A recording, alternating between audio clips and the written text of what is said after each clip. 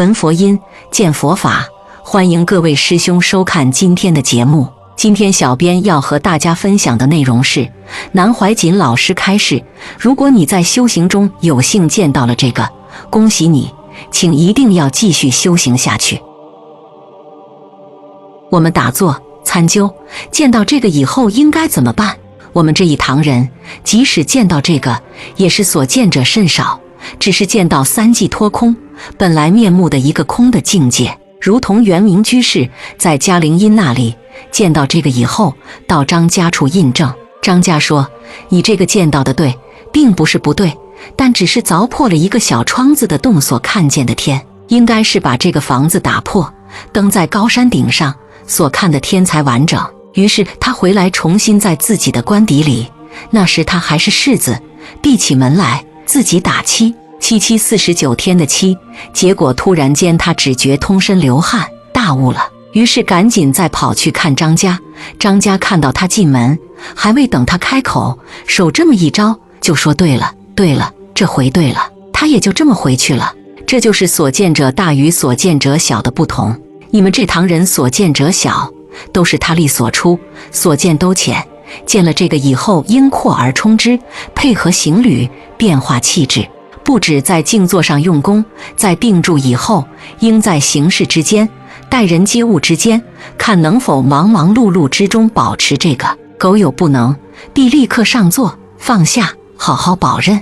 待有充分把握时再启用，必须动静一如，检讨自己过去所有习气有无变化，要高亢的变为谦下，柔弱的变为刚强，调整自己，孜孜为善，孜孜去不善，打成一片，这样才行。如果上座以后有佛法，保住三际脱空，放下腿就丢了，则所见不真，为打成一片，无用。所谓打成一片，即必须动静一如，起心动念，行住坐卧，忙乱之间皆能如此才行。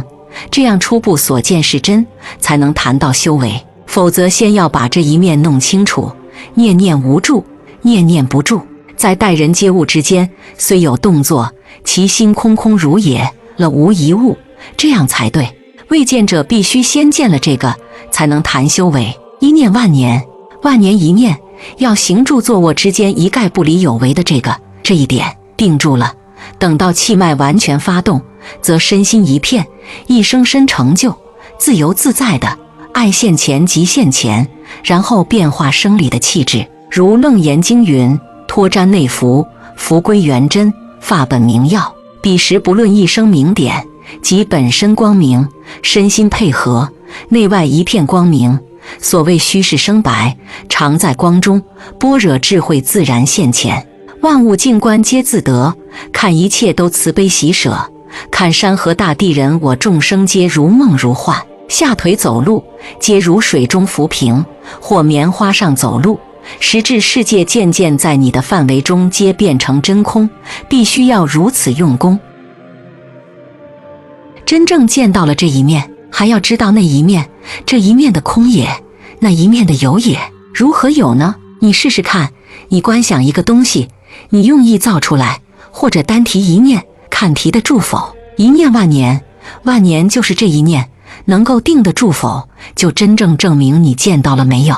凡夫是做不到的，在没有见到以前，他都是妄念纷飞。虽然能够见到这一面空了，要单提一念观想一个光明点，应该也观想得起来，也不难。所谓观想不起来，又是搞错了。譬如说，你看过小电灯泡的，看到过一个金刚钻的戒指的，看到过一个发光的玻璃的，这些都看到过，就是这么一点，假想起来就定住了，这总做得到呀。那么观得起来，一念万年，万年一念，心一静性，心在一个静上，这个静是你造的，没有关系，爱造它就造它，你那个能造之性没有变，见到了才可以，不见到不好修定。定久了，不管定在身体上哪一个部位都好，不在外也好，不在内也好，不在中间也好，可以在外，可以在内，可以在中间都好，反正都可以定住，适当的。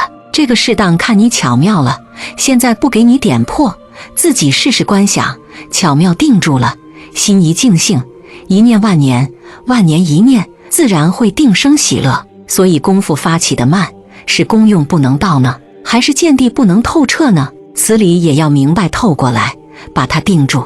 你不要认为这是玩弄妄想，就要玩弄它。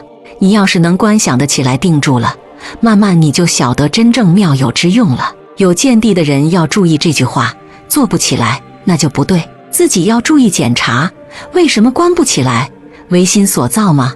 为什么造不起来？不是太用力了，就是太不用力了，不是加了一点，就是减了一点，再不然就是幻想。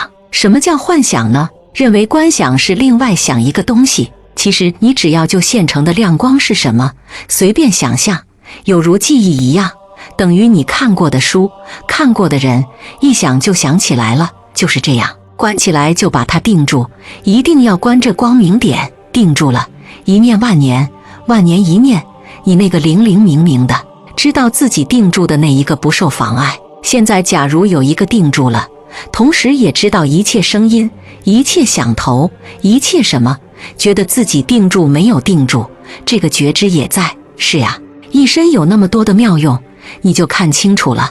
这个定住了，心一静性，心放在一个静上，久定就定生喜乐了。最初的就是最后的，所以说见到以后如何，正好修行。平常你不能生一念万年，万年一念，不能在一念上，这一念定住就10000年，万年就是一念，细心一元，变动就不是，不要变动，变动就是你不对，就是你没有定住，此乃定慧等持之法，不是任何人可以修。我讲的话有个道理，要见到以后的人变成定慧等持，何以是慧呢？知道本自性空，这个境界还在，本自性空，也知道我在造它，那个我呢，不在这个境上，那个作用有一个境在，这个境就定住，一念万年，万年一念，此乃定也，亦乃慧也，是定慧等持。要定这个一念万年，万年一念，心一静性，定生喜乐。我都向大家点过呀，我不是说自己没见到袁老师以前，自己一个人在灵岩寺阁楼上修法，刹那之间这一点灵光自己把它关起来了，灵灵明明，一下就几个钟头下去了，观想一点也不难，此乃理也，也就是是也。修什么法是什么法，万法归一，一归何处？万法归一，就归在这一点上，一切念提起到这一点上，可以忘了外缘。一归何处？这个意也就在动静上，一无归处，提起便用，放下便修，这才真正懂了一点。见到的人，他自己会晓得变更习气的。平常琐琐碎碎的人，自然而然会变成慷慨激昂；平常骄狂的人，自然变成谦下。就是说，言语举止自然而然变得合乎中庸之德呀，也是中庸之道。调整都是自然而然的，此所以道之可贵也。真正见得没有不变的，懦夫利，顽夫廉啊。所以说自己的习气主观依然坚固没有变的，就要警觉自己，那是见地不真呀。所以说见到与不见到，如人饮水，冷暖自知，如何是自知的事？我们要了解佛道只在平常日用之间，平常日用之间念念觉即是佛，念念迷即凡夫。这个古来祖师语录经典上都那么说，念念觉，觉个什么呀？起心动念处，自己关照得清清楚楚，意所当为，所不当为，无一不合于理，无一不合于理，这就是行律。大家都是讲禅宗，看了些公案、语录、机锋、转语，就当成禅，都没有好好研究一个真正的大禅师，他生平做人做事的行律是如何值得效法的。